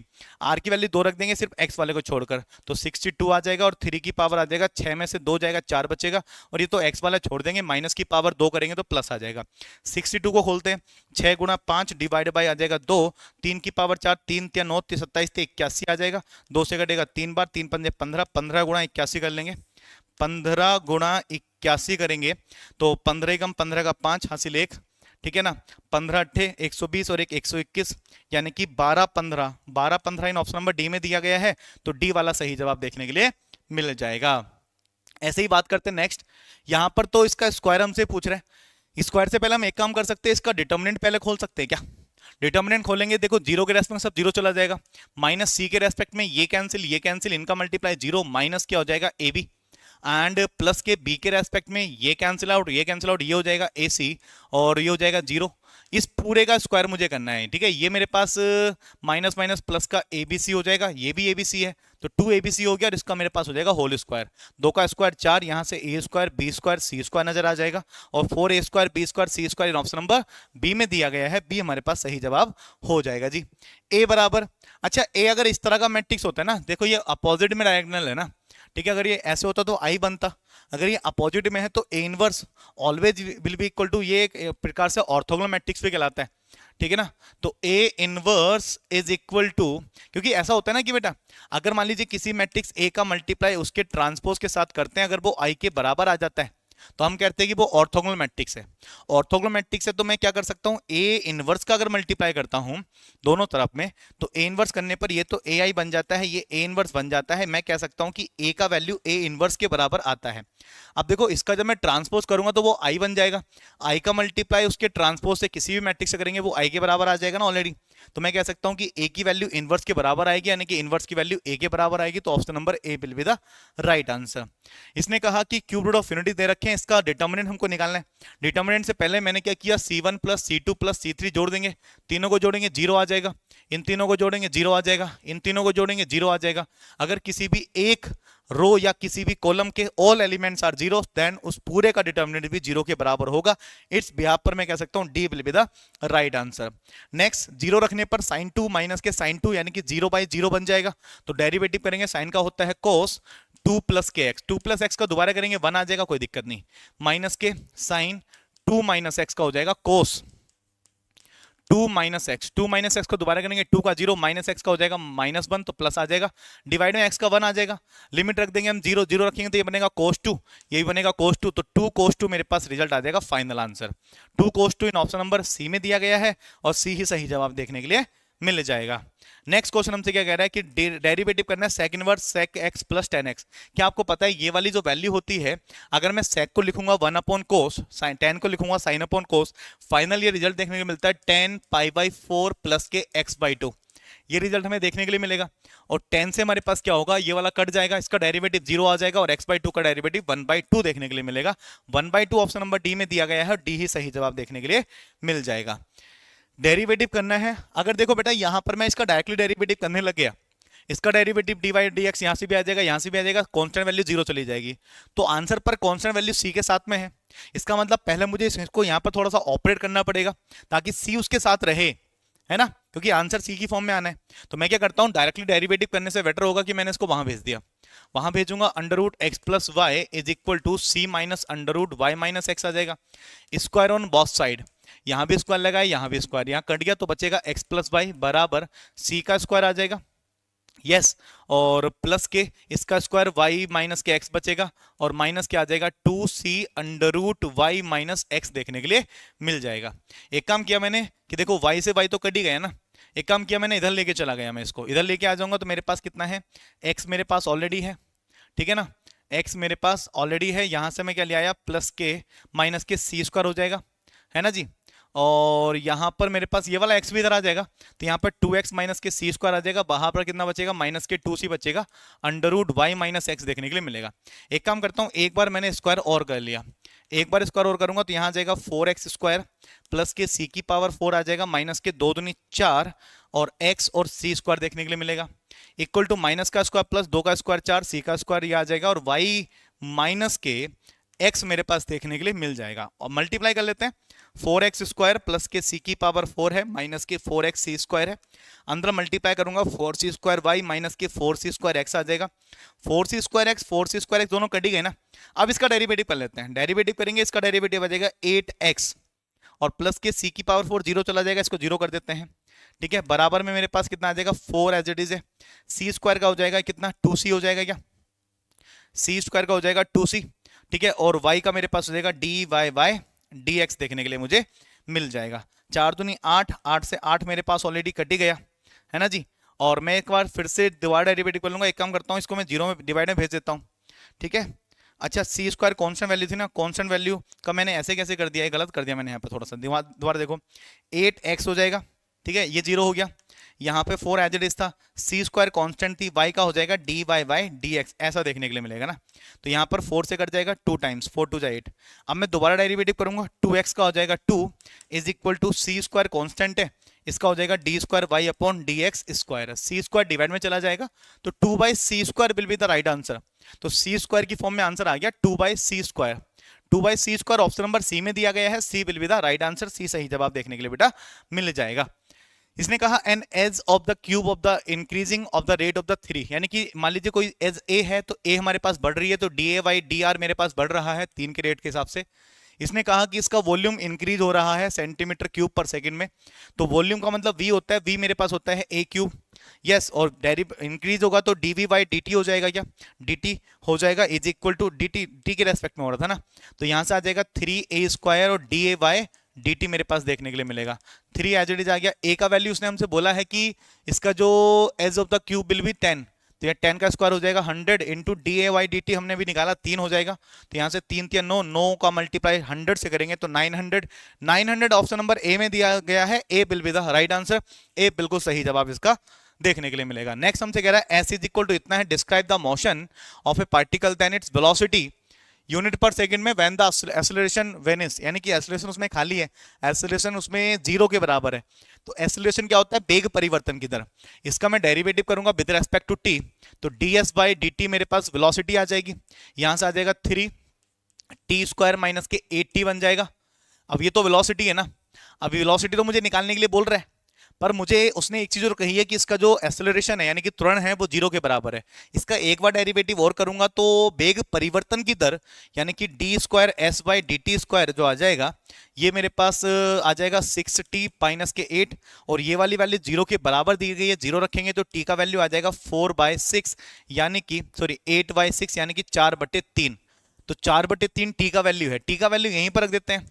तो 3 इंटू 4 का स्क्वायर 16/3 का स्क्वायर 9 माइनस के 8 इंटू 4/3 आ जाएगा। 3 से 3 बार कट ही जाएगा, नीचे 3 ऑलरेडी है, 4 16 मेरे पास ये हो गया, 8 चौक 32, 32 में 16 जाएगा, माइनस के 16/3 आ जाएगा। माइनस के 16/3 इसके किसकी वैल्यू हो जाएगी भाई, ये बेग की गति हो जाएगी। माइनस के 16/3 ऑप्शन नंबर डी में दिया गया है, डी सही जवाब इसका देखने के लिए मिलेगा जी। नेक्स्ट करते हैं, कब मानक विचलन ज्ञात करना है, इनको जोड़ लेते हैं। ठीक है, 8 2 10 12 10 20 30 40 50 60 60 और 58 नहीं 68 68 2 70 70 मेरे पास आ रहा है। एक्स बार निकालने के लिए सम का सम कर लिया, 1 2 3 4 5 है, 14 5 70 14 आ गया मेरे पास। चूंकि मुझे निकालना है मानक, ठीक है, स्टैंडर्ड डेविएशन निकालना है, मीन डेविएशन नहीं निकालना, स्टैंडर्ड डेविएशन। स्टैंडर्ड डेविएशन निकलता है अंडर रूट लगाएंगे, हर एक वैल्यू का डिफरेंस जो इनका वैल्यू निकल आएगा उनका स्क्वायर करेंगे। 14 में से 8 जाएगा, 6 का स्क्वायर 36, 14 में से 12 का डिफरेंस आएगा, 2 का स्क्वायर 4, 14 13 का डिफरेंस 1 का स्क्वायर 1, 14 15 का डिफरेंस 1 का स्क्वायर 1, 22 और 14 का डिफरेंस 6 और 2 8 का स्क्वायर 64, डिवाइड में आ जाएगा 5, 64 और 36 हो जाएगा 100 और मेरे पास हो जाएगा 6 यानी कि 106। 106 डिवाइड बाई 5 है, 5 दूनी 10, ठीक है, और 5 ही कम 5 10.5 दूनी 10 यानी कि अंडर 21.2 के बराबर देखने के लिए मिल रहा है। ये वाली वैल्यूज देखो भाई, 4 का स्क्वायर 16 होता है यानी कि 4 से बड़ा है, 4 से छोटा तो नहीं हो सकता। ठीक है, 4.5 का स्क्वायर कितना होता है, 45 का वर्गमूल बताओ कितना होता है, 45 का वर्गमूल होता है 20 25। तो ये वाली जो वैल्यूज है 20 25, अगर मैं 0 लगाऊंगा तो 20 25 से क्या है, ज्यादा है, 20 25 से ज्यादा है, तो यानी कि आंसर जो इसका होना चाहिए, ठीक है ना, वो हमारे पास जो वैल्यू जा रही 21 निकल के आ रही है ना, तो ये वाली वैल्यू ज्यादा है, यानी कि 20 25 ज्यादा आंसर होना चाहिए, तो 4.6 आंसर आना चाहिए ना, 4.6 will be the right answer, D सही जवाब हो जाएगा।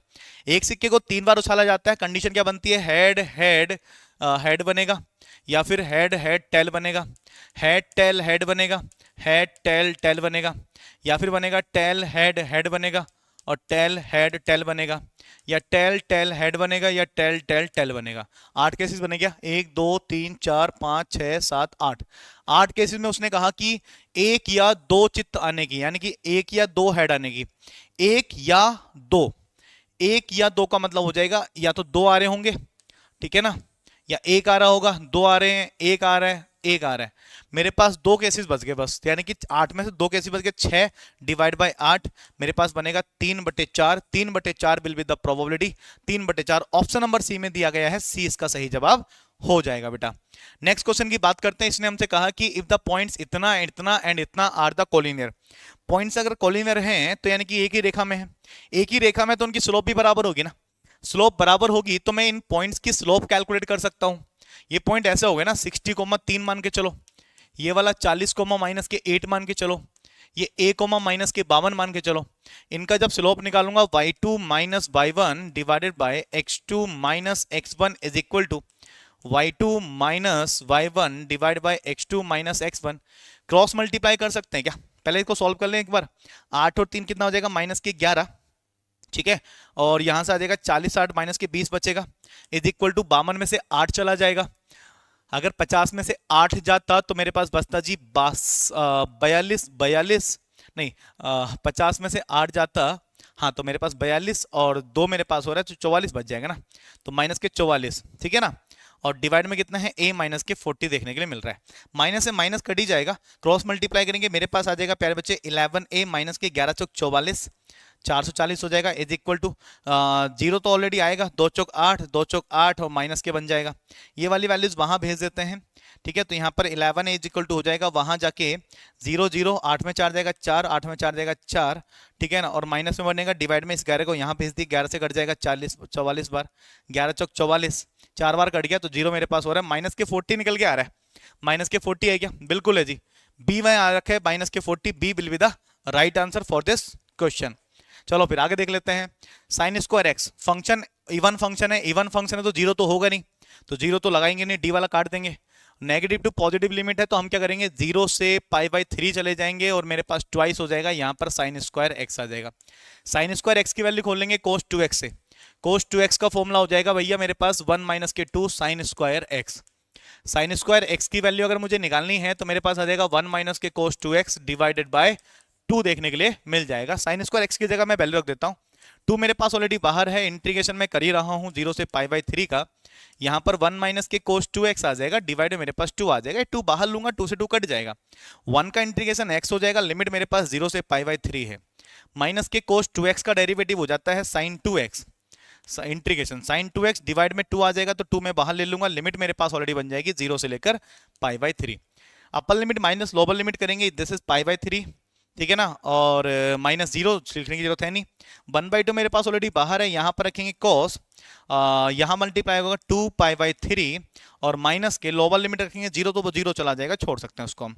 ये तो मेरे पास π/3 है, ये 1/2 है और π/3 का मतलब होता है 6 दूनी 12 120, 120 का मतलब हो जाएगा 90 + के 30, 90 + 30 होता है माइनस के साइन 30 और साइन 30 का वैल्यू होता है 1/2, तो माइनस के 1/2 जाएगा तो प्लस के 1/2 देखने के लिए मिल जाएगा, यानी कि π/3 प्लस के π/4 मुझे देखने के लिए मिल जाएगा, ठीक है ना। यस और नो, बात समझ में आ गई। तो π/3 प्लस के 90 + 30 बन रहा था ना, ये बन रहा था π/3, π/3 का मतलब 6 6 दूनी 12 120, साइन 120 का वैल्यू कितना हो जाएगा, अच्छा साइन 120 है ना, ठीक है, ये गलत कर दिया मैंने, साइन 120 है तो साइन 120 को मैं लिख सकता हूँ साइन 90 + 30, तो मेरे पास आ जाएगा ये वाली वैल्यू प्लस के cos 30 आएगा ना, और प्लस cos 30 आएगा तो मेरे पास ये वाली वैल्यू नेगेटिव तो ऑलरेडी रहेगी, 1/2 है और cos 30 का जो वैल्यू होता है √3/2 होता है मेरे पास, तो ये मेरे पास आएगा π/3 माइनस के √3/4, ये देखने के लिए मिलेगा। मैंने इसको कोस में लेके सॉल्व कर दिया है, ठीक है, तो ये मेरे पास यहाँ पर गलत हो सकता था, ठीक है ना, यहाँ पर ये वैल्यू गलत लग दी ना, मैंने यहाँ पर साइन रखना था ना, ये साइन था मेरे भाई, ये क्या था मेरे पास साइन था, ठीक है जी। अब मेरे पास जो इसका आंसर आ जाएगा दैट विल बी बी वाला आंसर आ जाएगा, B will be the right answer. Question number 68 कह रहा है cos 2x, अच्छा cos 2x है, cos 2x का फॉर्मूला खोलो ना, cos स्क्वायर x माइनस के साइन स्क्वायर x होता है कि नहीं होता है, डिवाइड में चला जाएगा cos square x into sine square x, इसके डिवाइड में भी लेके चले जाओ cos square x into sine square x, तो आप देख रहे होंगे कि cos स्क्वायर से cos स्क्वायर कटा, साइन स्क्वायर से साइन स्क्वायर कटा, 1/sin जो होता है that will B cosec square x आ जाएगा, माइनस के 1/cos जो होता है सेक स्क्वायर x आ जाएगा, और ये वाली वैल्यू dx के बराबर देखने के लिए मिल रही है।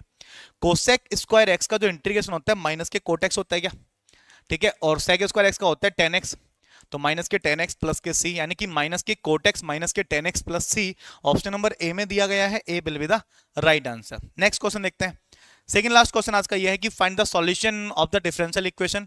डिफरेंशियल इक्वेशन में वेरिएबल सेपरेबल करने के लिए ये तो dy/dx लिखा हुआ था, यहाँ पर e की पावर y को कॉमन ले सकते हैं, यहाँ पर e की पावर x बचेगा, यहाँ पर x स्क्वायर बचेगा, e की पावर y को यहाँ पर भेज देंगे तो ऊपर चला जाएगा, तो e की पावर माइनस के y हो जाएगा dy, और x वाले को यहाँ भेज दिया मैंने, तो देखो वेरिएबल सेपरेबल तो हो गया ना, दोनों तरफ इंटीग्रेट कर लेंगे, e की पावर माइनस y का होता है e की पावर माइनस e की पावर माइनस y, और dy का तो हट ही जाएगा, इज इक्वल टू प्लस के सी भी लगा सकते हैं, इधर ही लगा लो चाहे उधर लगा लो, एक ही बात है ना, ठीक है जी। यहाँ पर क्या आ जाएगा प्लस के सी मैंने ले लिया, e की पावर x का e की पावर होता है यहाँ पर x की पावर 3/3 आ जाएगा, ठीक है, और हमारे पास आंसर जो आ रहा है e की पावर y, c पर एक तरफ है तो मैं इसको वहां लेके जा सकता हूँ, e की पावर x बचेगा प्लस e की पावर माइनस के y हो जाएगा प्लस x³ डिवाइड बाई 3 देखने के लिए मिलेगा। ऐसा आंसर कहाँ पर है, x³ डिवाइड बाई 3 यहाँ पर है, e की पावर माइनस y यहाँ पर है, ये वाली वैल्यू जा गई, ये वाली वैल्यू जा गई, ये वाली वैल्यू जा गई, इक्वल टू में c है, c is the right answer, c वाला बिल्कुल सही आंसर देखने के लिए मिल रहा है। नेक्स्ट क्वेश्चन की देखते हैं, वक्र मेरे पास दिया गया है दिस वन, और y एक्सिस से घिरे क्षेत्र का क्षेत्रफल निकालना है। y एक्सिस से बात कर रहा है, y एक्सिस का मतलब x बराबर 0 हो जाएगा, तो x बराबर अगर मैं 0 रखूंगा तो y स्क्वायर बराबर मेरे पास 2y बचेगा, ठीक है, इधर लेके चले जाते हैं, y स्क्वायर माइनस के 2y बराबर 0, y अगर कॉमन लूंगा तो y माइनस के 2 बराबर 0, यानी कि y का वैल्यू या तो 0 आएगा या y का वैल्यू 2 निकल के आएगा, दो वैल्यूज मुझे y की देखने के लिए मिल जाएंगी, तो लिमिट मेरे पास y एक्सिस पे आ गई 0 से लेकर 2 तक। अब y एक्सिस में y की वैल्यू निकालूंगा, अगर मैं यहाँ से x को वहां लेके जाएंगे तो 2y minus y square will be the value of x, ठीक है, तो लिमिट y की रख रहे तो हमें डेरिवेटिव भी इंटीग्रेशन भी विद रेस्पेक्ट टू y करना पड़ेगा, तो फंक्शन भी y के टर्म्स में आएगा।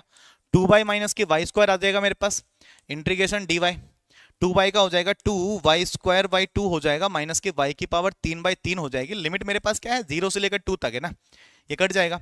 इसमें अपर लिमिट माइनस लोअर लिमिट लगाएंगे, 2 का स्क्वायर 4 माइनस 0 एंड माइनस इसमें लगाएंगे 1/3 में बाहर ले लेता हूँ, y 8 माइनस 0 आ जाएगा। ये बनेगा 4 माइनस के 8/3, 4 या 12, 12 में से 8 चला जाएगा, 4/3 आ जाएगा क्या, और 4/3 मेरे पास कहां पर है, ऑप्शन नंबर बी में दिया गया है।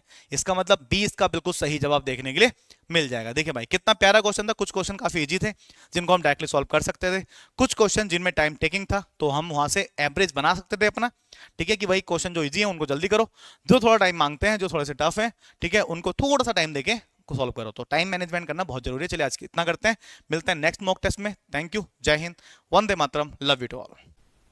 हेलो जय हिंद साथियों, स्वागत करता हूं आप सभी का मॉक नंबर 4 के सॉल्यूशन में। तो आइए जानते हैं कि फिजिक्स का जो सेक्शन था उसके जो सही आंसर्स थे वो क्या क्या थे।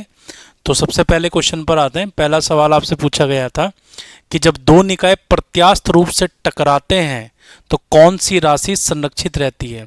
देखिए जब प्रत्यास्थ रूप से टकराने की बात आती है तो किसी भी प्रकार के संघट की अगर हम बात करते हैं तो संवेग क्या रहता है, संरक्षित रहता है।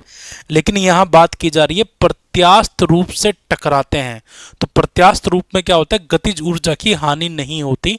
तो क्वेश्चन का आंसर होगा both kinetic energy and momentum is conserve. तो क्वेश्चन नंबर 21 का आंसर डी होगा। अगले क्वेश्चन पर चलते हैं। इस क्वेश्चन में आपको एक तरंग समीकरण दिखाई गई है और इस तरंग समीकरण में आपसे ये कहा गया है कि ये तरंग समीकरण है y बराबर 15 into 10⁻⁻2 sign 300t minus 100x। तो आपसे पूछा गया है कि तरंग का वेग क्या होगा। तो सबसे पहले t के साथ जो चीज़ होगी वो ओमेगा हो जाएगा और ये k हो जाएगा। तो सिंपल सी बात है, ओमेगा हमारा 300 आ गया, k हमारा 100 है, वेग होती है v बराबर ओमेगा बटे k। तो आप 300 को 100 से भाग करेंगे तो आपका आंसर आएगा 3 मीटर पर सेकंड। तो क्वेश्चन नंबर 22 का जो आंसर है वो आ रहा है आपका 3 मीटर पर सेकंड। चलते हैं अगले क्वेश्चन पर। कह रहा है कि एक सिंपल हार्मोनिक मोशन की अगर बात की जाए तो माध्य स्थिति पर क्या होता है। तो देखिए माध्य स्थिति पर की अगर हम बात करेंगे तो वेग अधिकतम होता है और त्वरण क्या होता है, न्यूनतम होता है। तो क्वेश्चन का आंसर होगा velocity is maximum and acceleration is minimum. तो क्वेश्चन नंबर 23 का आंसर क्या होगा, ए होगा। बढ़ते हैं अगले सवाल की तरफ। अगले सवाल में कहा गया है कि एक कार्नोट इंजन है जो 227 डिग्री और 127 डिग्री सेल्सियस के बीच कार्य करता है। यदि इंजन का निर्गत कार्य यानी कि जो आपका वर्क आउटपुट है वो 10⁴ है तो सिंक को निष्कासित की गई ऊष्मा की मात्रा क्या होगी। तो सबसे पहले यहां देखेंगे जो बड़ा टेम्परेचर होगा वो T1 होगा, केल्विन में चेंज कर लीजिए तो 500 केल्विन हो जाएगा। फिर जो छोटा टेम्परेचर होगा वो आप केल्विन में चेंज कर लीजिए तो 400 केल्विन होगा। यहां हमने इसकी दक्षता निकाल दी, एफिशिएंसी निकाल दी। सो ईटा बराबर 1 - T2/T1। तो दक्षता कितनी आई है, 1/5। अब हमें पता है कि दक्षता होती है ईटा बराबर W/Q1। Q1 क्या होता है, अवशोषित की गई ऊष्मा। तो यहां से हमें Q1 की वैल्यू मिल जाएगी। ठीक है, तो यहां से Q1 की वैल्यू मिल जाएगी कि 5 × 10⁴ जो है जूल उसने अवशोषित किया। तो निष्कासित कितना किया, इस Q1 में से W को माइनस कर देंगे तो 5 × 10⁴ में से 10⁴ माइनस करेंगे तो 4 × 10⁴ जूल, यानी कि C जो है आपके क्वेश्चन का सही जवाब होगा। बढ़ते हैं अगले सवाल की तरफ। अगला सवाल देखिए क्या कह रहा है। कह रहा है कि एक वास्तविक गैस की आंतरिक ऊर्जा किस पर निर्भर करती है। यहां बात की जा रही है रियल गैस की। अगर यहां रियल गैस की जगह पर आइडियल गैस होता तो आप कहते कि प्योरली काइनेटिक होती, लेकिन यहां पर बात की जा रही है वास्तविक गैस की। तो वास्तविक गैस की आंतरिक ऊर्जा, ठीक है, पोटेंशियल एनर्जी और काइनेटिक एनर्जी दोनों पर निर्भर करती है। तो क्वेश्चन का जो आंसर होगा वो सी होगा। बढ़ते हैं अगले क्वेश्चन की तरफ। कह रहा है कि पारा किसी भी वस्तु की सतह को गीला नहीं कर सकता, यानी कि पारा चिपकता नहीं है। अगर चिपकता नहीं है तो एडेसिव फोर्स क्या है, कम है, कोहेसिव फोर्स वहां पर ज्यादा है। तो cohesive force is greater than the adhesive force, यानी कि जो ससंजक बल है वो आसंजक बल से क्या है, अधिक है। इसीलिए पारे की बूंदें किसी सतह को गीला नहीं कर सकती। बढ़ेंगे अगले क्वेश्चन की तरफ। अगला क्वेश्चन देखिए क्या क्या आ गया। आपको एक समीकरण दिया गया s बराबर AT प्लस BT स्क्वायर और आपसे कहा गया है कि a और b दो स्थिरांक है, तो b का आयामी सूत्र बताइए, b का आपको विमा सूत्र बताना है। तो देखिए AT की जो विमा होगी वो भी s के बराबर होगी और BT स्क्वायर की विमा जो होगी वो भी s के बराबर होगी। तो हमने BT स्क्वायर में से b को फ्री कर लिया, टी स्क्वायर को उसके डिवाइड में डाल दिया, तो L बटे टी स्क्वायर, तो ये हो जाएगा LT टू द पावर -2। तो क्वेश्चन का सही जवाब होगा आपका A। बढ़ते हैं अगले क्वेश्चन की तरफ। अगला सवाल क्या है? तो अगला सवाल देखिए क्या कह रहा है कि एक ऑब्जेक्ट है जो कि 15 सेंटीमीटर फोकस दूरी के उत्तल दर्पण से 10 सेंटीमीटर की दूरी पर रखा गया है। क्योंकि यहां दर्पण कौन सा है? दर्पण यहां उत्तल दर्पण है, तो फोकस दूरी धनात्मक होगी। वस्तु की दूरी आपकी नेगेटिव होती है, -10। फॉर्मूला यूज करेंगे m = f/f-u। तो f की जगह पर 15 रखेंगे, यहां रखेंगे 15 + 10 25 हो जाएगा। 5 3 15, 5 5 25, 5 6 30, यानी कि 0.6 पॉजिटिव में आपका आंसर आएगा। तो क्वेश्चन का आंसर आएगा बी 0.6। इसका आवर्धन होगा, मैग्निफिकेशन होगा। कह रहा है कि विद्युत चुंबक नर्म लोहे की क्यों बनी होती है? देखो विद्युत चुंबक तब तक चुंबकीय गुण जो है दिखाती है जब तक कि उसके अंदर से धारा प्रवाहित हो रही हो। ठीक है, तो मतलब इनकी जो हाई ससेप्टिबिलिटी है, बहुत आसानी से इनको जो है मैग्नेटाइज किया जा सकता है। लो रिटेंटिविटी है, या फिर आप कह सकते हैं लो कॉरेसिविटी है, यानी कि इनको आसानी से विचुंबकित किया जा सकता है। तो क्वेश्चन का आंसर होगा आपका ए कि इनकी हाई ससेप्टिबिलिटी होती है। आप यहां देख सकते हैं, यहां लो रिटेंटिविटी लो ससेप्टिबिलिटी, तो ये इसलिए गलत हो जाएगा। High retentivity and high susceptibility, high retentivity होगा तो वो परमानेंट मैग्नेट बनेगा। ठीक है, high retentivity and low susceptibility, तो ये ऑप्शन तीनों गलत है। सही ऑप्शन क्या है आपका? पहला, ए इज द राइट ऑप्शन। बढ़ते हैं अगले क्वेश्चन की तरफ। अगला सवाल कह रहा है कि m द्रव्यमान और आवेश q और गतिज ऊर्जा t का एक कण एक चुंबकीय क्षेत्र b के अनुप्रस्थ एक समान चुंबकीय क्षेत्र में प्रवेश करता है। तो अनुप्रस्थ का मतलब होता है परपेंडिकुलर। तो जब भी कोई चार्ज पार्टिकल मैग्नेटिक फील्ड में परपेंडिकुलर जाएगा, यानी कि मैग्नेटिक फील्ड और वेलोसिटी एक दूसरे के परपेंडिकुलर होगा, तो ये सर्कल बनाएगा। तो सर्कल जब बनाएगा तो अभिकेंद्र बल द्वारा किया गया कार्य सदैव शून्य होता है। तो आपको पता है कि W बराबर होता है डेल्टा K। तो अगर किया गया कार्य शून्य है तो गतिज ऊर्जा में कोई फर्क नहीं पड़ेगा। तो पहले गतिज ऊर्जा अगर T थी तो ये भी गतिज ऊर्जा अंदर भी क्या रहेगी? T ही रहेगी। तो इसको लॉजिक से करना था, इसमें कोई फॉर्मूला नहीं लगेगा। अगले क्वेश्चन पर आते हैं। तो कह रहा है कि गतिशील कुंडल गैल्वेनोमीटर में कुंडल का विक्षेपण थीटा और विद्युत प्रवाह के बीच में क्या संबंध है? तो गैल्वेनोमीटर के लिए हम लोग ये कहते हैं कि I = G थीटा, यानी कि I और थीटा एक दूसरे के अनुक्रमानुपाती होते हैं। तो क्वेश्चन का आंसर क्या होगा आपका? बी होगा। बढ़ेंगे अगले क्वेश्चन की तरफ। अगले क्वेश्चन में कहा गया है कि एक सरल रेखा में एक कण गतिशील है और यह समीकरण आपको दे रखी है x बराबर 8 + 12t - t का क्यूब। तो आपको बताना है कि जब इसका वेग शून्य होगा तब इसके अंदर मंदन कितना होगा। तो सबसे पहले हमने इसका अवकलन किया, हमने वेग की समीकरण बनाई। अब उसने कहा कि जब वेग शून्य होगा तो v को 0 कर दीजिए, यानी कि t बराबर 2 सेकंड पर वेग क्या होगा? शून्य होगा। तो अब एक्सेलरेशन निकालिए, इसको एक बार और अवकलन कीजिए। तो ये हो जाएगा 12 का अवकलन हो जाएगा 0 और 3 दूनी 6 माइनस का 6t। अब t को उठाकर यहां पर 2 डाल दीजिए, 6 दूनी 12 माइनस का 12 मीटर/सेकंड²। नेगेटिव साइन यहां किसको दर्शा रहा है? मंदन को दर्शा रहा है। तो यानी कि क्वेश्चन का आंसर क्या होगा? ए होगा। चलिए अगले क्वेश्चन पर आते हैं। कह रहा है कि एक संलग्न गैस पर दबाव दोगुना हो जाता है और इसका तापमान 27 से 127 डिग्री हो जाता है, तो आयतन पर क्या असर पड़ेगा? तो देखिए दबाव P2 जो है कितना हो गया? दोगुना हो गया, 2P1 हो गया। पहले टेम्परेचर कितना था? 300 केल्विन, फिर टेम्परेचर कितना हुआ? 400 केल्विन। तो हम ये इक्वेशन लगाएंगे PV = nRT। सो P1 V1/T1 = P2 V2/T2। Solve करेंगे इसको, सारी वैल्यू रखेंगे तो हमारा V2 कितना आएगा? 2/3 V1 आएगा। तो अब उसने कहा परिवर्तन कितना हुआ, तो डेल्टा V निकाल लीजिए कितना चेंज हो गया। तो 2/3 V1 - V1, V2 - V1 से तो माइनस का 1/3 आ रहा है, माइनस का मतलब डिक्रीज हो गया। तो क्वेश्चन का आंसर होगा डिक्रीज बाय 1/3, यानी कि 1/3 जो है क्या होगा? परिवर्तन यहां पर देखने को मिलेगा। चलिए अगले क्वेश्चन पर आते हैं। अगला सवाल देखिए क्या कह रहा है। पृथ्वी की त्रिज्या अगर r है तो किस ऊंचाई पर गुरुत्वाकर्षण के कारण पृथ्वी की सतह पर गुरुत्वाकर्षण के कारण त्वरण के 1/4 के बराबर रह जाएगा। तो g डैश आपको g/4 दे रखा है, तो g डैश होगा gm/r+h का होल स्क्वायर 1/4 और ये gm/r²। तो gm से gm को काट दीजिए, स्क्वायर रूट ले लीजिए, तो ये हो जाएगा 1/r+h, यहाँ 1/2r, 2r को क्रॉस कर दीजिए, इसको इधर कर दीजिए। तो आप जब इसको सॉल्व करेंगे तो h की वैल्यू r के बराबर आएगी, यानी कि क्वेश्चन का जो आंसर होगा वो क्या होगा, डी होगा। चलिए अगले सवाल की ओर। अगला सवाल पूछा है कि द्विध्रुव के छोर की स्थिति यानी कि एक्सियल पोजीशन और इसके भूमध्य रेखा की स्थिति यानी कि इक्वेटोरियल पोजीशन पर वैद्युत क्षेत्र का अनुपात कितना होता है। तो हम जानते हैं एक्सियल पोजीशन पर 2p/r³ होता है और इक्वेटोरियल पर p/r³ होता है। इनका अनुपात अगर आप लेंगे तो ये होगा 2:1, यानी कि क्वेश्चन का आंसर क्या होगा, बी होगा। B is the right option. अगले क्वेश्चन पर चलेंगे। पीएन संधि में अवक्षय क्षेत्र कब घट जाता है। तो फॉरवर्ड बाइसिंग में यानी कि अग्र अभिनति में अवक्षय परत की जो मोटाई होती है वो कम हो जाती है। चलेंगे अगले सवाल की तरफ। कह रहा है कि आवर्ती 25 मेगाहर्ट्ज की एक समतल विद्युत चुंबकीय तरंग y दिशा के साथ मुक्त स्थान में गति कर रही है। स्थान और समय के एक विशेष बिंदु पर विद्युत क्षेत्र 1.8 है। तो इस बिंदु पर चुंबकीय क्षेत्र का मान क्या होगा।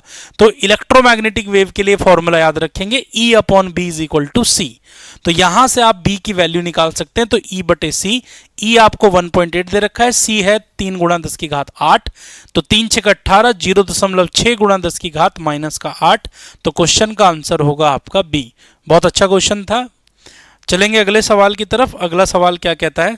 अगला सवाल कहता है कि धातु का कार्यफलन 1 इलेक्ट्रॉन वोल्ट है, तो कौन सा विकिरण उस धातु की सतह से प्रकाश विद्युत उत्सर्जन का कारण हो सकता है। देखो, उत्सर्जन के लिए ऊर्जा जो होनी चाहिए कार्यफलन से ज्यादा होनी चाहिए। तो कार्यफलन कितना है, 1। तो ये भी काम नहीं करेगा, ये काम नहीं करेगा, ये काम नहीं करेगा, 1 से ज्यादा होना चाहिए, यानी कि आंसर आएगा आपका 2 इलेक्ट्रॉन वोल्ट। बढ़ेंगे अगले क्वेश्चन की तरफ। एक प्रकाश विद्युत प्रभाव उत्सर्जित इलेक्ट्रॉन की अधिकतम गतिज ऊर्जा। तो अधिकतम गतिज ऊर्जा किस पर निर्भर करती है, आवृत्ति पर निर्भर करती है। या आइंस्टाइन की इक्वेशन से हम साफ समझ सकते हैं। तो क्वेश्चन का आंसर आएगा आवृत्ति पर निर्भर करती है। चलिए अगले क्वेश्चन पर आइए। एक चालक में अपवाह वेग और विद्युत क्षेत्र के परिमाण का अनुपात क्या कहलाता है। अपवाह वेग यानी कि ड्रिफ्ट वेलोसिटी और इलेक्ट्रिक फील्ड के रेशियो को हम क्या कहते हैं, मोबिलिटी कहते हैं, गतिशीलता कहते हैं। तो क्वेश्चन का आंसर होगा आपका बी, इलेक्ट्रॉनों की गतिशीलता कहा जाता है। अगले क्वेश्चन पर आइए। इसमें आपसे बोला है कि एक IV ग्राफ दिखाया गया है, तो बोला गया है कि किसका रेजिस्टेंस ज्यादा होगा। देखिए IV ग्राफ का जो स्लोप होता है, IV ग्राफ का जो ढाल होता है वो किसको प्रदर्शित करता है, 1/r को। तो यहाँ Q का ढाल ज्यादा है, P का ढाल कम है, तो स्लोप Q का ज्यादा है, P का कम है। तो 1/RQ ज्यादा होगा किससे, 1/RP से। जब उल्टा करेंगे तो RQ छोटा होगा, RP बड़ा होगा। तो RQ छोटा है, RP बड़ा है। तो क्वेश्चन का आंसर आपका बी होगा। चलिए अगले सवाल की ओर बढ़ते हैं। अगला सवाल कह रहा है कि एक रेडियोधर्मी तत्व की अर्ध आयु T है और लैम्डा जो है इसका 6 नियतांक है, तो इनके बीच संबंध क्या होगा। आपको पता है हाफ लाइफ होता है T½ = 0.693/λ। इसको इधर क्रॉस मल्टीप्लाई कर दीजिए, लैम्डा T½ क्या होगा, log बेस E2। ये 0.693 क्या होता है, log बेस E2 की वैल्यू होती है। तो क्वेश्चन का आंसर होगा आपका सी। चलेंगे अगले क्वेश्चन की तरफ। कह रहा है कि सूर्य के चारों ओर घूमने वाला एक ग्रह 2 दिन में A1 क्षेत्रफल बनाता है और 3 दिनों में वो जो है A2 क्षेत्रफल बनाता है और 6 दिनों में वो A3 क्षेत्रफल बनाता है। तो आपसे पूछ रहा है कि A1, A2, A3 के बीच सही संबंध क्या होगा। तो सिंपल सी बात है कि जो क्षेत्रफलीय वेग होता है, केपलर का जो दूसरा नियम है, वो कहता है कि डेल्टा A/डेल्टा T कांस्टेंट रहेगा। तो भाई A1 बनाया है 2 दिनों में तो A1/2, A2 बनाया है 3 दिनों में तो A2/3 और 6 दिनों में बनाया उसने A3 तो A3/6। 6 से मल्टीप्लाई कर दीजिए तो 3 A1, 2 A2 और A3। तो क्वेश्चन का आंसर होगा आपका A। जब आप रिलेशन निकालेंगे तो आप पूरे इक्वेशन को 6 से गुणा कर दीजिए तो आपका सही संबंध क्या होगा, A निकल के आ जाएगा। चलेंगे अगले सवाल की तरफ। अगला सवाल आपसे क्या कहता है, एक प्रक्षेप्य की क्षैतिज सीमा अधिकतम ऊंचाई का 4/3 गुना है, तो प्रक्षेपण कोण का मान ज्ञात कीजिए। हमें पता है कि r अगर NH के बराबर है तो tan थीटा 4/n होता है। So tan theta is equal to 4 और n की वैल्यू यहां से मिल जाएगी 4/4√3, तो 4√3 रख दिया। तो यहाँ 4 से 4 को काटेंगे तो 1/√3, और 1/√3 tan में किसकी वैल्यू होती है, 30 डिग्री की वैल्यू होती है। तो क्वेश्चन का आंसर क्या होगा आपका, 30 डिग्री होगा। चलते हैं आखिरी सवाल की तरफ। आपसे कहा गया है कि एक प्रतिबल विकृति वक्र दिखाया गया है, तो निम्नलिखित सामग्रियों में किसका प्रत्यास्थ मापांक अधिकतम होगा। देखिए स्ट्रेस अपॉन स्ट्रेन, जब आप इसका स्लोप निकालेंगे तो आप स्ट्रेस को स्ट्रेन से डिवाइड करेंगे। तो स्ट्रेस अपॉन स्ट्रेन क्या होता है, y के बराबर होता है, और y जो है स्लोप के बराबर होता है। तो सबसे ज्यादा स्लोप किसका है, a का है, फिर b का है, फिर c का है। तो यंग मॉडुलस भी a का ज्यादा होगा, फिर b का ज्यादा होगा, फिर c का ज्यादा होगा। तो अधिकतम पूछा गया था, तो अधिकतम यंग मॉडुलस किसका होगा, a का होगा। तो ये था ऑल इंडिया मॉक 4 का सॉल्यूशन। आई होप कि आपने अच्छे से पेपर दिया होगा और आप अपने स्कोर को एनालाइज कर पा रहे होंगे। मिलते हैं किसी अगले वीडियो में, तब तक के लिए विदा लेता हूं। जय हिंद, जय भारत।